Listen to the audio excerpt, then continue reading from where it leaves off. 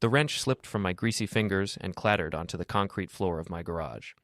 Not because I was clumsy, I'd been fixing engines since I was 12, but because of what I just heard through the thin wall separating my workspace from our kitchen. "Mom, you deserve so much better than Dad. Jake treats you like a queen, not like some invisible roommate." Before we dive deeper into this story, I have one small request. Please subscribe, drop a like, comment, and hit that hype button to boost this channel so more people can discover these incredible Reddit stories. My 17-year-old daughter, Maddie's voice, carried that particular brand of teenage cruelty that cuts deeper than any knife. "I know, honey. Your father's become such a disappointment. Jake makes me feel alive again, makes me feel beautiful." I stood there in my oil-stained coveralls, surrounded by the tools of my trade, listening to my family discuss my replacement like I was already gone and buried. The smell of motor oil and betrayal filled my nostrils as I pressed my ear closer to the wall. "When are you going to leave him?" Maddie asked, her voice dropping to a conspiratorial whisper. "Soon, baby. Jake's been patient, but we both know this charade can't last much longer. Your dad's too stupid to notice what's right in front of his face." They laughed together, my wife and daughter, sharing a joke at my expense. The sound echoed in my chest. I'm Danny Morrison, 42 years old, union electrician, and apparently the biggest fool in Millbrook, Pennsylvania. I'd spent the last 20 years building a life for these two women, working double shifts to pay for Claire's real estate license, Maddie's dance classes, family vacations to Disney World. I'd been the reliable husband, the steady provider, the man who fixed everything that broke in our modest two-story house on Elm Street. And now I was learning that while I'd been busy being dependable, my wife had been busy being unfaithful. Jake Brennan. Of course, it was Jake Brennan. The golden boy of Millbrook, owner of the town's only decent gym, former high school quarterback who never quite made it to college ball but still acted like he was God's gift to womankind. 6'2", artificially white teeth, and the kind of swagger that made middle-aged housewives forget they had wedding rings. I'd known Jake since we were kids. We weren't friends exactly, but we moved in the same circles. He'd always been the type to take what he wanted without asking permission. Apparently, that now included my wife. The kitchen door slammed, and I heard Claire's heels clicking across the linoleum. Through the small garage window, I watched her climb into her silver Honda Civic, the car I'd co-signed for, the car I made payments on every month. She was dressed up tonight. Black dress, the one she used to wear for our anniversary dinners before those stopped happening. Maddie appeared in the doorway between the garage and the house, her phone glued to her ear as always. "Dad, I'm staying at Brittany's tonight," she announced without looking up from her screen. "Sure, kiddo," I managed, my voice sounding strange and hollow. She was already gone, the door slamming behind her. I was alone with my thoughts, and the growing certainty that my life as I knew it was over. But here's the thing about being underestimated your whole life. People forget that quiet doesn't mean stupid, and steady doesn't mean weak. They forget that the guy who fixes things for a living knows exactly how things break. And sometimes, when you push a man too far, he stops fixing things and starts breaking them instead. I walked to my workbench and opened the bottom drawer, pulling out a small digital camera I'd bought years ago to document electrical problems at job sites. It still had plenty of memory, and the zoom function worked perfectly. If Claire thought I was too stupid to notice what was right in front of my face, she was about to learn just how wrong she could be. The next morning, I sat at our kitchen table drinking coffee from a mug that read, "World's Greatest Dad," a Father's Day gift from Maddie when she was 10 and still thought I hung the moon. The irony tasted bitter, like the cheap coffee Claire had switched to as part of her budget cuts. Funny how she could afford new lingerie, but not decent coffee. Claire emerged from our bedroom looking like she'd stepped off a magazine cover. Her auburn hair was perfectly styled, her makeup flawless, her navy blue business suit tailored to show off the figure she'd been working so hard to maintain at Jake's gym. "Good morning, honey," she said, pecking my cheek with lips that probably tasted like lies. "I've got showings all day, so I'll be late again." "Again?" I raised an eyebrow. "That's the 4th time this week." She paused in her coffee-pouring routine, and for just a moment, I saw something flicker across her face. Guilt? Annoyance? It was gone too quickly to tell. "The market's really picking up," she said, not meeting my eyes. "Mr. Dorsey says I'm his top agent this quarter." Mr. Dorsey, her boss at Millbrook Realty, a soft-spoken man in his 60s who treated his employees like family. I wondered if he knew his star agent was using company time for extracurricular activities. "That's great, Claire. Really great." I kept my voice neutral, supportive, the same tone I'd used for 20 years of marriage. "Any interesting properties?" Oh, the usual. Starter homes, a few commercial listings. She grabbed her purse and keys, already heading for the door. There's leftover pizza in the fridge for dinner. And she was gone, leaving behind the faint scent of expensive perfume. Perfume I hadn't bought her. I finished my coffee, showered, and dressed for work. But instead of heading to the construction site where I was supposed to be rewiring an office building, I made a phone call. Hey, Jimmy, it's Danny Morrison. Listen, I need to use a sick day today. Yeah, I know it's short notice. Thanks, buddy. 23 years with Local 401, and I'd use maybe a dozen sick days total. Jimmy Kowalski, our foreman, didn't ask questions. Good thing, because I wasn't sure I could explain that I was taking the day off to spy on my cheating wife. I drove to the Millbrook diner, a greasy spoon across the street from Claire's office, and settled into a booth by the window with a clear view of the real estate office parking lot. The waitress, a woman named Dolores, who'd been serving coffee and gossip in this town for 30 years, refilled my cup without being asked. You're Danny Morrison, right? Claire's husband? I nodded, wondering if the whole town already knew what I was just figuring out. She's doing real well for herself, Dolores continued, wiping down the table with practiced efficiency. Always dressed so nice, driving around with important-looking clients. Yeah, she's a hard worker. Dolores leaned in conspiratorially. Though I gotta say that Jake Brennan's been spending an awful lot of time at the real estate office lately. Must be looking for some prime property, if you know what I mean.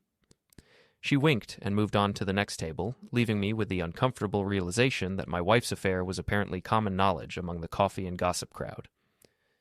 At 10:47 a.m., Jake's red Mustang pulled into the parking lot. He strutted into the real estate office like he owned the place, all confidence and swagger. Through the large front windows, I could see him talking to Claire at her desk.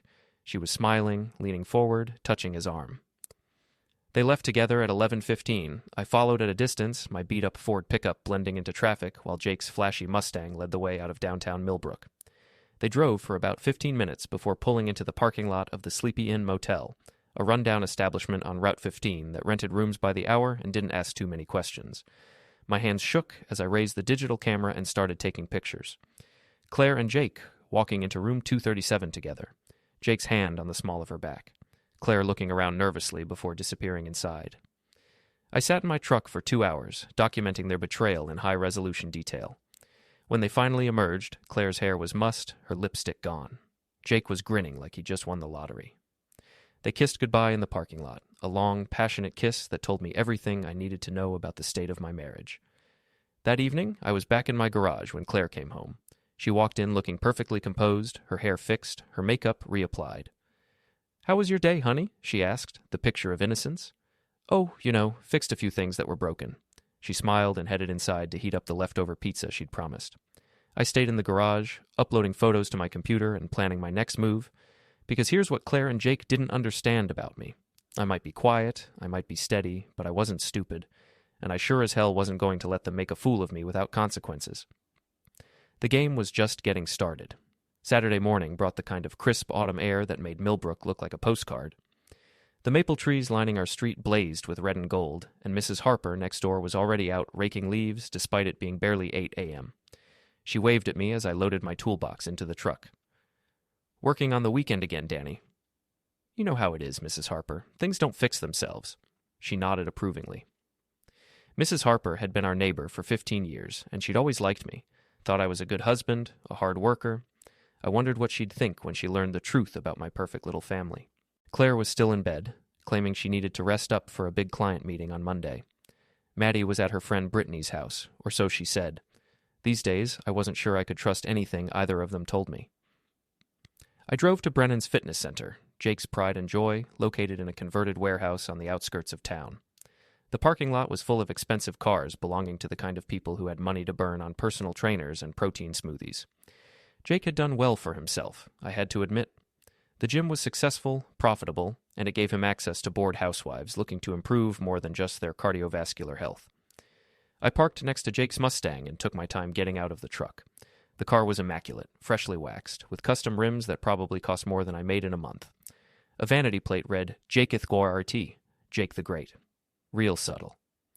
The gym was busy, full of weekend warriors and soccer moms in expensive workout clothes.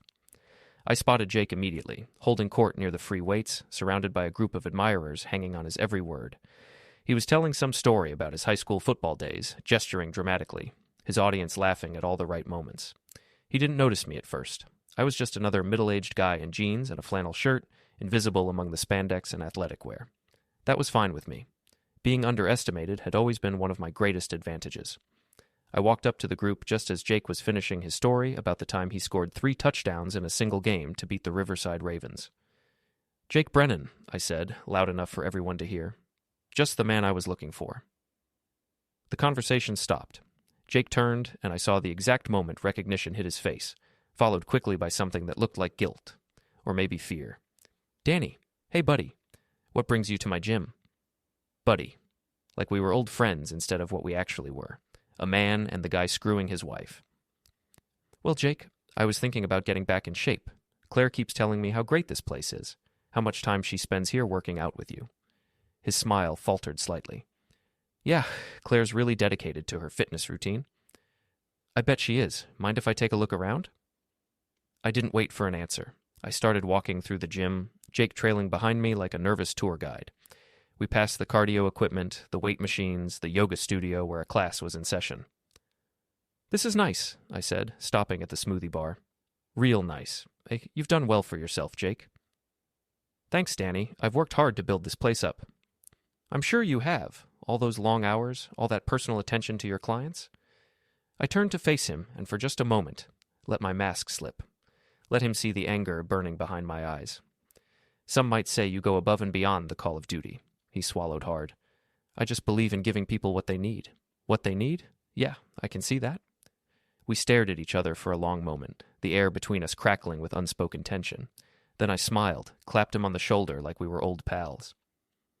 "Well, I should let you get back to work. Thanks for the tour." I started walking toward the exit, then stopped and turned back. "Oh, Jake, you might want to check on your car. Looked like someone might have dinged it when I was walking in." His face went pale. "What?" "Probably nothing. You know how crowded parking lots can be. Accidents happen." I left him standing there and walked out to the parking lot where a small crowd had gathered around his precious Mustang. Someone had indeed dinged it with what looked like a key based on the long scratch running along the driver's side door. The word "Homewrecker" was carved into the paint in neat block letters. Jake burst through the gym doors, saw the damage, and let out a string of curses that would have made a sailor blush. He looked around wildly, his eyes landing on me as I climbed into my truck. "You son of a bitch," he yelled, starting toward me. "You did this." I rolled down my window, gave him my most innocent smile. "Did what, Jake? I've been inside talking to you for the last 20 minutes. Ask anyone." He stopped, realizing the truth of it. He had no proof, no witnesses, nothing but suspicion and a ruined paint job. "This isn't over," he said, his voice low and threatening. "No," I agreed, starting my engine. "It's really not." I drove home whistling, feeling better than I had in weeks. It was a small victory, but sometimes small victories are enough to keep you going. That evening, Claire came home in a foul mood. Apparently Jake had called her, upset about his car, ranting about how he was sure I was responsible but couldn't prove it. "Danny, Jake thinks you vandalized his car today." I looked up from the newspaper I was reading. "Jake's car got vandalized? That's terrible. Did he call the police?" Well, no. He doesn't have any proof." "Then why does he think I did it?" She couldn't answer that without admitting she'd told him about my visit to the gym, which would raise questions she wasn't ready to answer. "I don't know," she said finally. "But Danny, promise me you won't do anything stupid. Jake's a good friend, and I don't want any trouble." "A good friend?" "Right." "Don't worry, honey," I said, turning back to my newspaper. "I'm not planning on causing any trouble at all." And that was the truth. I wasn't planning on causing trouble. I was planning on causing a whole lot more than that. Monday morning brought the first real cold snap of the season. I was back at work, running electrical cable through the walls of what would eventually become a law office, when my phone buzzed with a text message. It was from Frank Kowalski, Jimmy's younger brother and owner of Murphy's Tavern, the kind of blue-collar bar where working men went to drink beer and complain about their problems. "Heard you might need a friend. Come by after work. First beer's on me." Frank and I had known each other since high school. He'd been a boxer in his younger days, good enough to go semi-pro before a hand injury ended his career. Now he ran the most popular bar in Millbrook and served as unofficial therapist to half the town's male population. I finished my shift and drove straight to Murphy's. The bar was dimly lit, all dark wood and neon beer signs, with the comfortable atmosphere of a place where men could be men without apology. Frank was behind the bar, polishing glasses with the methodical precision of someone who took pride in his work. "Danny Morrison," he said, sliding a cold Budweiser across the bar. "You look like hell." "Feel like it too." Frank nodded knowingly. "Word is, Claire's been spending a lot of time at Jake's gym." In a town like Millbrook, secrets had a half-life of about 24 hours. Everyone knew everyone else's business, and gossip traveled faster than a brush fire. Word travels fast. Faster than you'd think. Dolores at the diner saw them at the Sleepy Inn last week. Mrs. Patterson from the bank says Claire's been making cash withdrawals from your joint account. And Jake's been bragging to anyone who'll listen about his new client. The beer turned bitter in my mouth. "He's been bragging?" "Oh yeah, real piece of work, that one. Acts like he's doing you a favor, taking your wife off your hands." I set the beer down harder than necessary. "What else is he saying?" Frank leaned across the bar, lowering his voice even though we were the only ones in the place. "Says you're a loser who doesn't appreciate what he's got. Says Claire deserves better than some blue-collar nobody who can't even keep his woman satisfied. Says it's only a matter of time before she leaves you for a real man." The words hit me like physical blows. It was one thing to know your wife was cheating. It was another to learn that her lover was publicly humiliating you while he did it. "There's more," Frank continued. "Your daughter's been posting about it on social media. Nothing direct, but she's been making jokes about dads who are too stupid to notice what's happening in their own homes." I closed my eyes, feeling the weight of betrayal settle over me like a blanket. My wife, my daughter, the man who was destroying my marriage, all of them treating me like a joke. "Frank, can I ask you something?" "Shoot." "If you were in my position, what would you do?" Frank was quiet for a long moment, continuing to polish the same glass over and over. Finally, he set it down and looked me straight in the eye. "You want my honest opinion? You've got two choices. You can roll over and let them walk all over you, or you can fight back. But if you're going to fight, you better be prepared to fight dirty, because they sure as hell are." "I'm not looking to do anything illegal." "Don't have to. Sometimes the best revenge is just showing people who they're really dealing with." He reached under the bar and pulled out a business card. "Friend of mine, private investigator, retired cop, discreet, professional, and he knows how to document things in a way that holds up in court." I took the card. "Thanks, Frank." "Don't mention it. And Danny, next time Jake comes in here running his mouth, he's going to find out that not everyone in this town thinks he's God's gift to womankind." I drove home feeling like I had at least one ally in this war. But that feeling evaporated the moment I walked through my front door and found Claire and Maddie sitting at the kitchen table, both of them looking at me with barely concealed hostility. "We need to talk," Claire said. I sat down across from them, noting how they'd positioned themselves as a united front against me. "Jake told me you threatened him at the gym," Claire continued, "and then someone vandalized his car. He's thinking about filing a police report." "Let him," I said calmly.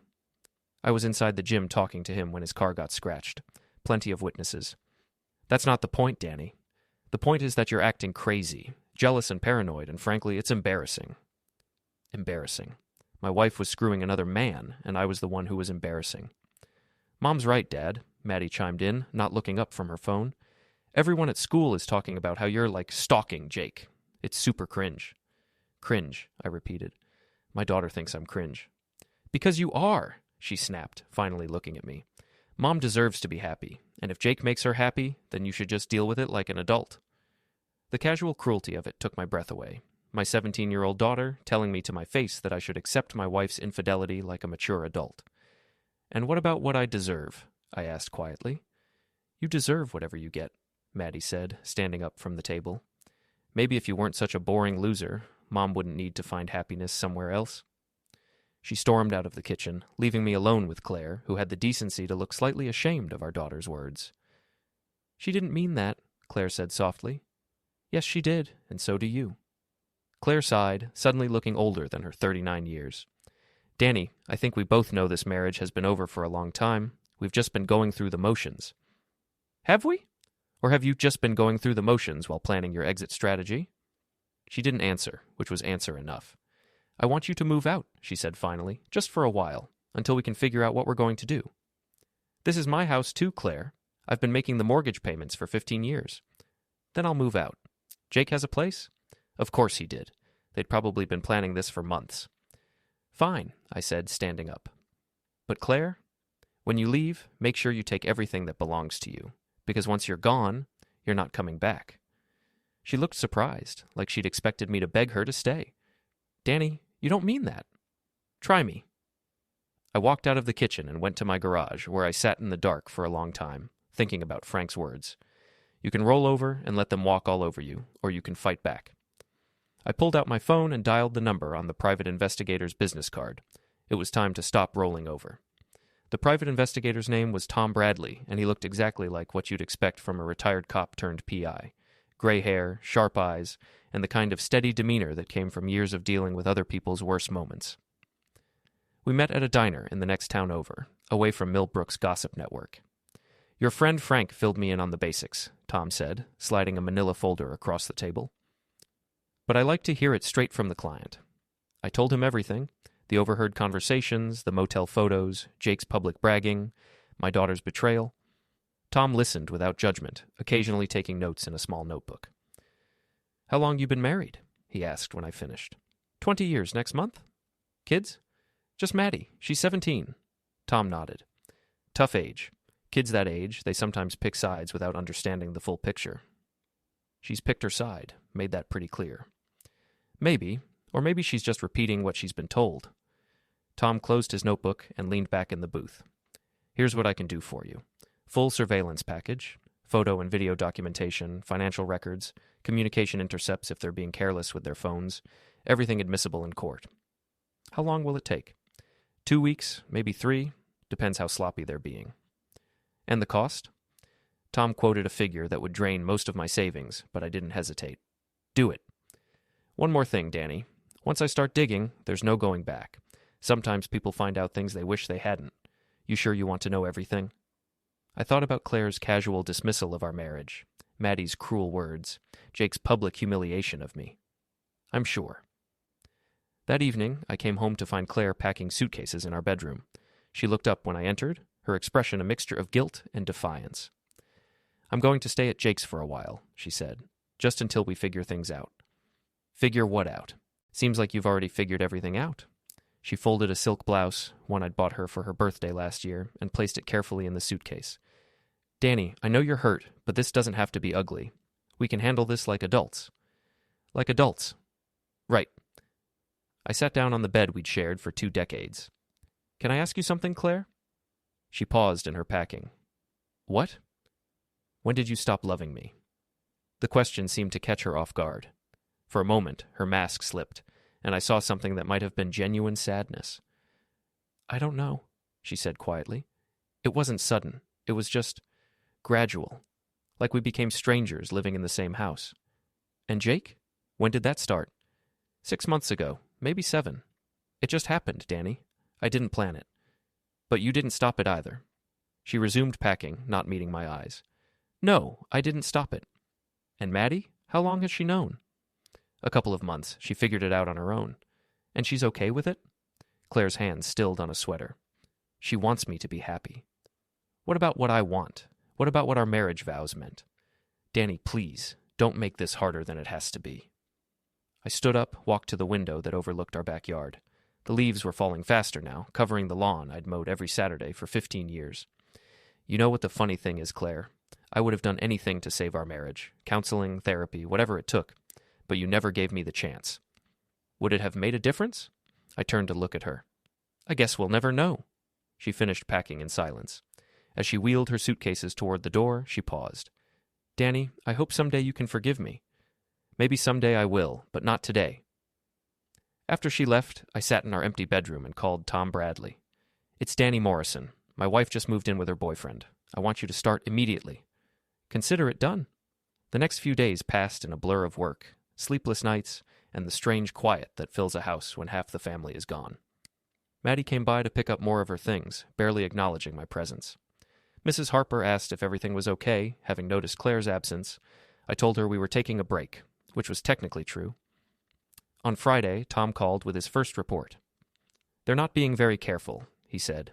Public displays of affection, joint appearances at restaurants, social media posts.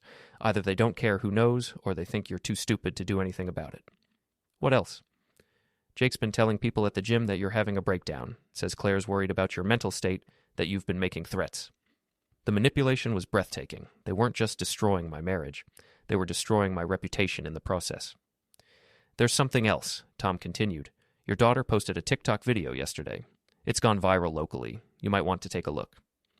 I hung up and opened TikTok on my phone, something I'd never done before. It took me a few minutes to figure out how to find Maddie's account. The video showed Maddie in what was obviously Jake's apartment, dancing to some popular song while text overlaid on the screen read, "When your mom finally leaves your toxic dad for someone who actually treats her right." The video had over 50,000 views and hundreds of comments, most of them from people who knew our family.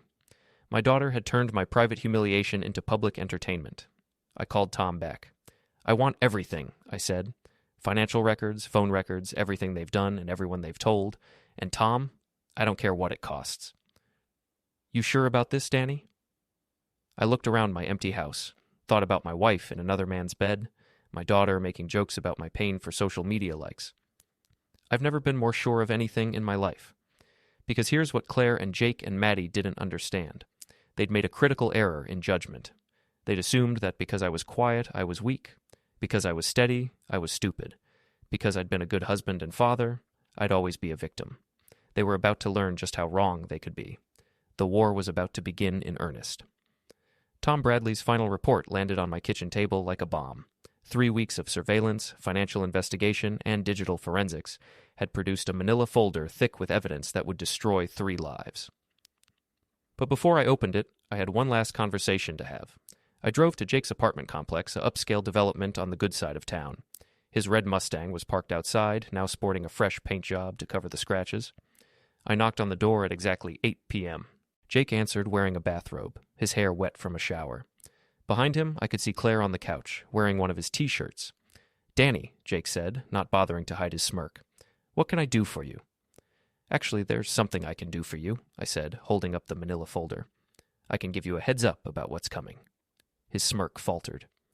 "What are you talking about?" I opened the folder and pulled out the first photograph. Jake and Claire entering the Sleepy Inn motel.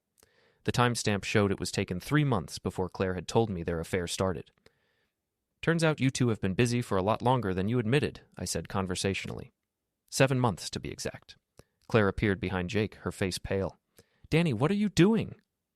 What I should have done months ago, fighting back. I pulled out the next set of documents, bank records showing Claire had been siphoning money from our joint accounts to pay for hotel rooms, dinners, and gifts for Jake. Nearly $15,000 over 7 months. "That's interesting reading," I continued, "especially the part about the cash withdrawals. Turns out adultery is expensive." Jake's face was red now, his hands clenched into fists. "You son of a bitch. You've been spying on us." "Actually, I hired a professional. Tom Bradley, retired state police detective. Very thorough." I pulled out more photos. Jake and Claire at expensive restaurants. Jake and Claire shopping for jewelry. Jake and Claire at a weekend getaway in Atlantic City that Claire had told me was a real estate conference. "But here's my favorite part," I said, pulling out a thick stack of papers. "Jake's financial records. Turns out Mr. Success Story here is about 3 months behind on his gym rent. His business is failing, his personal credit is maxed out, and he's been using my wife's stolen money to maintain his lifestyle." Jake lunged forward, but I stepped back, keeping the folder out of reach. "I wouldn't do that if I were you, Jake. Tom's sitting in his car across the street with a camera. Any assault charges would just be icing on the cake." "What do you want?" Claire asked, her voice barely a whisper. "What do I want? I want my 20 years back. I want my daughter to respect me again. I want my wife to remember what loyalty means." I looked between them, these two people who had destroyed my life without a second thought.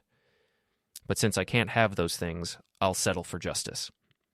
I pulled out my phone and showed them the Facebook post I'd scheduled to go live in exactly 1 hour.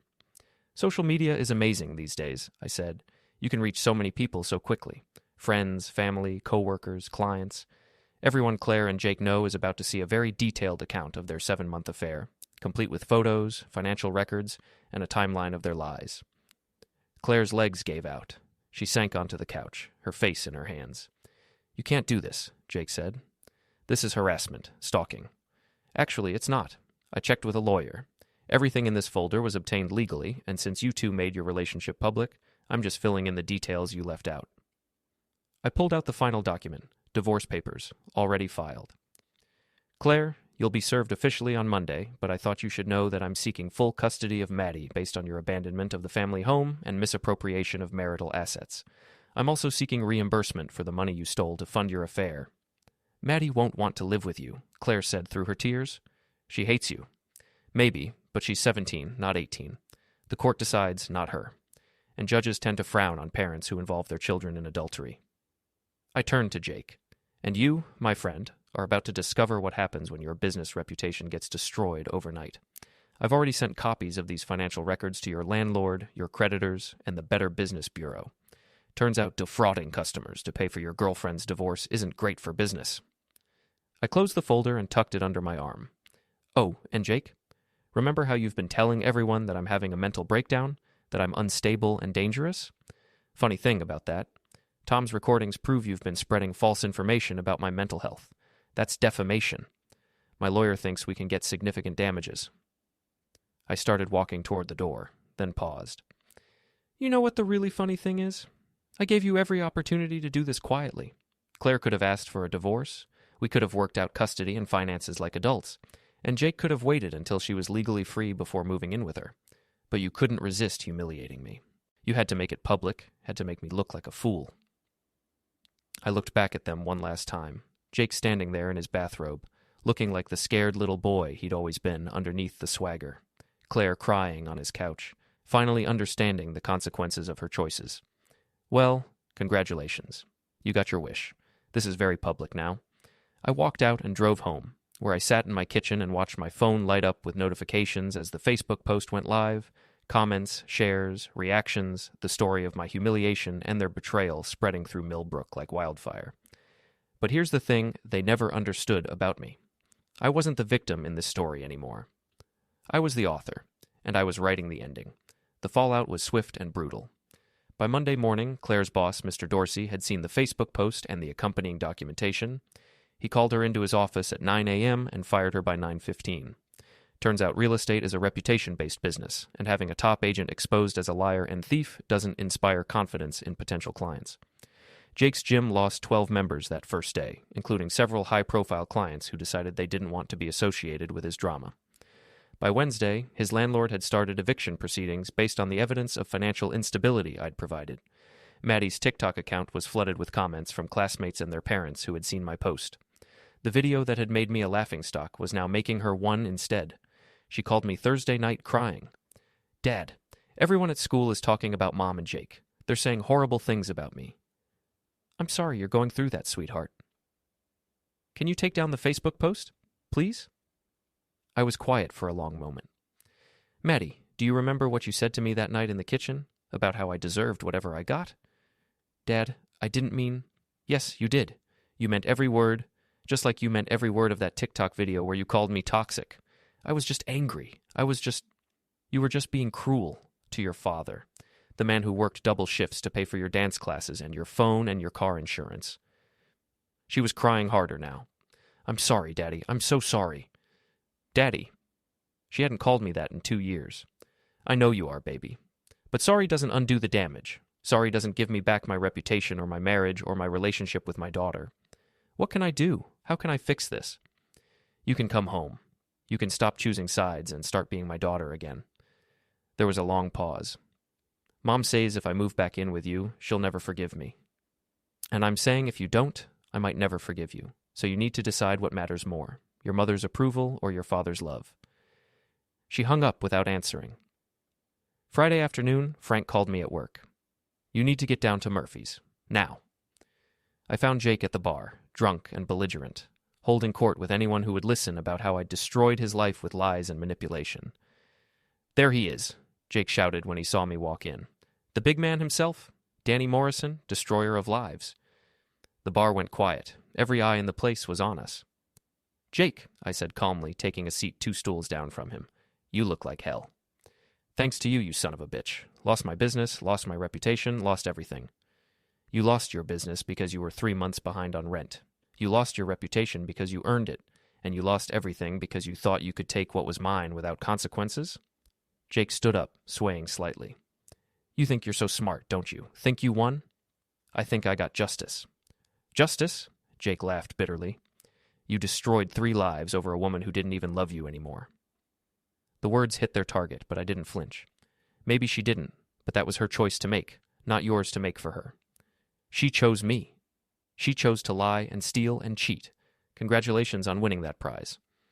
Jake took a swing at me then, a wild, drunken haymaker that I saw coming from a mile away. I ducked, and he stumbled past me, crashing into a table and sending glasses flying. Frank was around the bar in seconds, grabbing Jake by the collar and hauling him toward the door. "You're done, Brennan. Don't come back." As Frank threw him out, Jake turned back to me one last time. "This isn't over, Morrison." "Yes," I said, loud enough for everyone in the bar to hear. "It really is." That weekend, Maddie came home. She walked through the front door Saturday morning carrying a single suitcase, her eyes red from crying. She looked around the house like she was seeing it for the first time. "It's so quiet," she said. "It has been for a while." We sat at the kitchen table where this had all started, where I'd first overheard her talking about what a disappointment I was. "Dad, I need to tell you something about Mom and Jake." "What about them?" "They've been fighting, a lot, ever since everything came out. Jake blames Mom for not being more careful. Mom blames Jake for being so obvious about it. They're both blaming each other for losing everything." I felt a grim satisfaction at that news, but I kept my expression neutral. "And," I prompted, "and Mom asked me to spy on you, to find out what else you might know, what else you might be planning." The betrayal shouldn't have surprised me, but it did. Even after everything, Claire was still trying to manipulate the situation. "What did you tell her?" "I told her I was done being in the middle. I told her she made her choices and now she has to live with them." I reached across the table and took my daughter's hand. "That must have been hard." "She said I was choosing you over her." "And what did you say?" Maddie looked up at me with tears in her eyes. "I said I was choosing right over wrong." For the first time in months, I smiled, really smiled. "I'm proud of you, baby girl." "Are you going to forgive me? For the things I said, the video I made?" I squeezed her hand. "We're family, Maddie. Family forgives. But family also learns from their mistakes." "I've learned, Dad. I promise I've learned." That evening, we ordered pizza and watched a movie together, just the two of us. It felt like the beginning of something new, something better than what we'd had before. Because here's what I'd learned from this whole experience. Sometimes the only way to save what matters is to be willing to lose everything else. I'd lost my wife, my marriage, and my illusions about the people I'd trusted most. But I'd gained something more valuable, my self-respect, my daughter's respect, and the knowledge that I wasn't the weak man they'd thought I was. Claire and Jake were welcome to each other. They deserved each other. As for me, I was finally free.